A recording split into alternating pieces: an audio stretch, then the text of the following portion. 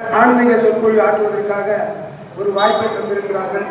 அந்த விழா குழுவினை மீண்டும் வணங்கி இந்த நிகழ்ச்சியிலே அரங்கத்தை தூய்மை செய்து இந்த நாற்காலியெல்லாம் எடுத்து போட்டு நமது அங்காள பரமேஸ்வரி அம்மனுக்கு தினம் ஒரு அலங்காரத்தை செய்து ஒளிபெருக்கியை கையாண்டு இந்த நிகழ்ச்சிக்கு உறுதுணையாக இருக்கின்ற பாண்டியன் அண்ணன் அவர்களுக்கும் மற்றும் குலுக்கல் முறையில் பரிசீலித்து வருகின்ற ஆன்மீக பேச்சாளர்களையும் அந்த கட்டளைக்காரர்களையும் சிறப்பு செய்து கொண்டிருக்கின்ற மதிப்புக்கும் மரியாதைக்கும் போற்றுதலுக்கும் உரிய விஜயகுமார் தோழர் அவர்களுக்கும் இந்த நல்ல நிகழ்ச்சியில் முதல் ஆண்டு கொஞ்சம் கூட்டம் கம்மியாக இருந்தது, சென்ற ஆண்டு கொஞ்சம் கூட்டம் பரவாயில்லை. இந்த ஆண்டு எல்லோரும் இயக்குகின்ற அளவுக்கு ஒரு சிறப்பாக வந்து இந்த நிகழ்ச்சியை கண்டுகளித்துக் கொண்டிருக்கின்ற அத்துணை சான்றோர்களுக்கும் எனது பணிவான வணக்கத்தை அன்போடு தெரிவித்துக் கொள்கிறோம்.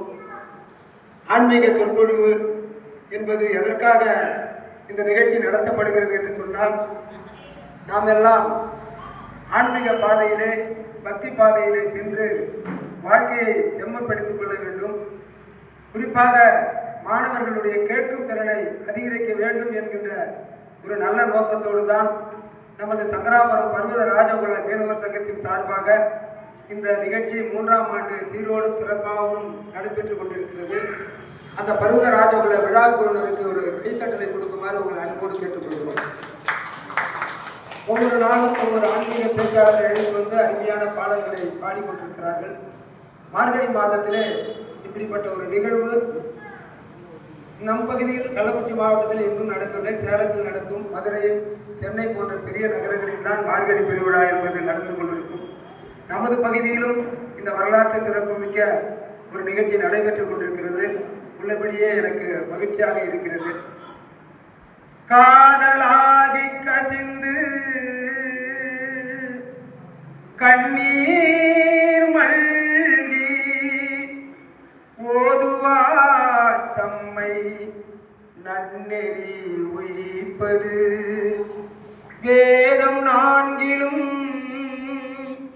மெய்ப்பொருள் ஆவது நாதன் நாமம் நமச்சிவாயவே. மாசில் வீணையும் மாலை மதியம் வீசு தென்றலும் வீங்கில வேடிலும் மூசு வண்டரை பொய்கையும் போன்றதே ஈசன் எந்தை இணையடி நிழலே. ஆடை அழுக்காகிவிட்டால் தண்ணீரிலே தூய்மைப்படுத்தலாம். நம் உடல் அழுக்காகிவிட்டாலும் தண்ணீரிலே தூய்மைப்படுத்தலாம். உள்ளம் அழுக்காகிவிட்டால் அதை எந்த சோப்பு போட்டு கழுவ முடியாது, எந்த விதமான சோப்பு பவுடர் போட்டு கழுவ முடியாது. உள்ளம் அழுக்கை போக்க வேண்டும் என்று சொன்னால் இதுபோல இறை வழிபாடு, இதுபோல ஆன்மீக சொற்பொழிவு, இதையெல்லாம் கேட்பதன் மூலமாகத்தான் நம் உள்ளத்திலே இருக்கின்ற அழுக்கு போகும். அதுபோல இந்த மார்கழி பெருவிழாவிலே பல்வேறு சான்றோர்கள் பல்வேறு விதமான தலைப்பிலே பேசியிருக்கிறார்கள். நேற்று ஐயா அவர்கள் ஆன்மீக சொற்பொழிவோடு நமக்கு நோய் இல்லாமல் வாழ்வதற்கும் வந்த நோய் போவதற்கும் அந்த முத்திரை போல யாக அந்த இதில் அழகாக ஐயா அவர்கள் நமக்கு கண்முன்னே செய்தி காட்டினார்கள். இப்படி ஒவ்வொருவரும் நமது டாக்டர் ஐயா அவர்கள் ராமாயணத்தை பற்றி பேசினார்கள். நமது செந்தில்குமார், தமிழரசு செந்தில்குமார் அவர்கள் 2 நாள் ராமாயணத்தையும் மகாபாரத்தையும் பேசினார்கள். இப்படி ஒவ்வொரு பேச்சாளர்களும் ஒவ்வொரு தலைப்பிலே மிக அருமையாக நமக்கு தெரிந்த கருத்துக்களையும் தெரியாத கருத்துக்களையும் அருமையாக அவர்கள் பேசினார்கள். இந்த ஆன்மீக சொற்பொழிவிலே என்னையும் பேசுவதற்கு வாய்ப்பளித்த விழா குழுவினர்களுக்கு எனது பணிவான வணக்கத்தை தெரிவித்துக் கொள்கிறேன்.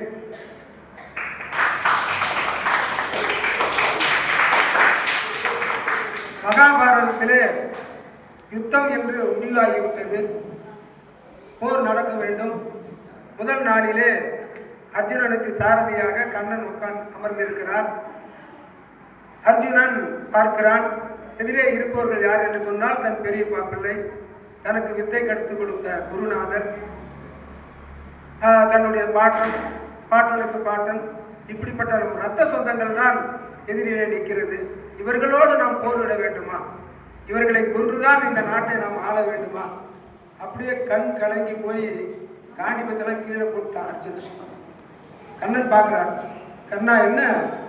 இல்லை கண்ணா, எனக்கு போர் செய்ய ஆசையே இல்லை, போர் செய்யக்கூடிய நோக்கமே இல்லை, எனக்கு விட்டுடு அப்படின்னு தேர விட்டு இறக்க போகிறோம்.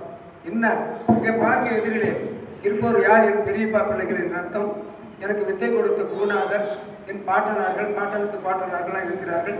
இவர்களோடு சண்டை போட்டு இவர்களை கொன்றுதான் நான் இந்த உலகத்தை, இந்த பூமியை, இந்த அரசாட்சியை, இந்த அயோத்தியை, அந்த அஸ்னாபுரத்தை ஆள வேண்டுமா என்று அர்ஜுனன் கேட்கிறான். கர்ணன் சிரிக்கிறார். இது கர்ணன் என்கின்ற படத்திலே அழகாக வந்திருக்கும். கர்ணன் என்கின்ற படத்திலே இந்த படத்தை கர்ணன் படம் எடுக்கும்போது இந்த கர்ணன், இந்த அர்ஜுனனுக்கு கண்ணன் கீதை சொல்வதை படமாக எடுத்தால்தான் அந்த பாரத போர் என்பது நமக்கு தெளிவாக காட்ட முடியும். அதை படமாக எடுத்தால் கொஞ்சம் அதிக செலவாகும், அதிக நேரம் பிடிக்கும்.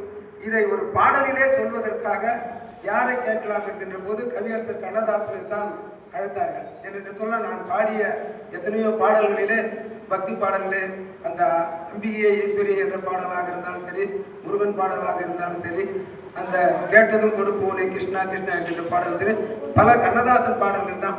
ஒரு 3 மணி நேரம் ஓடுகின்ற ஒரு திரைப்படத்தில் இருக்கின்ற அந்த கதையை 3 நிமிஷத்துக்குள் வரக்கூடிய பாட்டிலே சொல்லக்கூடிய ஒரு ஆற்றல் கவியரசர் கண்ணதாசனுக்கு உண்டு. இந்த கண்ண பரமாத்மா அவர்கள் அர்ஜுனனுக்கு அந்த கீதை உபதேசம் சொன்னதுதான் அந்த போர்க்களத்திலே அவர் சண்டையே செய்ய மாட்டேன் என்று இறங்கி போனவனை மீண்டும் சண்டை செய்ய வைத்ததுதான் பகவத்கீதை என்பது. கண்ணன் அர்ஜுனனுக்கு சொன்னது யுத்த களத்திலே, போர்க்களத்திலே சொன்னது. இதை பாட்டாக கொடுக்க வேண்டும். கவியரசர் கண்ணதாசனிடம் சொல்லும் போது கவியரசர் கண்ணதாசன் அழகாக அந்த பாடலை பாடினார், எழுதினார். அதை நமது வெங்கல குரலோர் சீர்காழி கோவிந்தராஜன் ஐயா அவர்கள் பாடியிருப்பார்கள். மரணத்தை எண்ணி கலங்கிடும் விசையா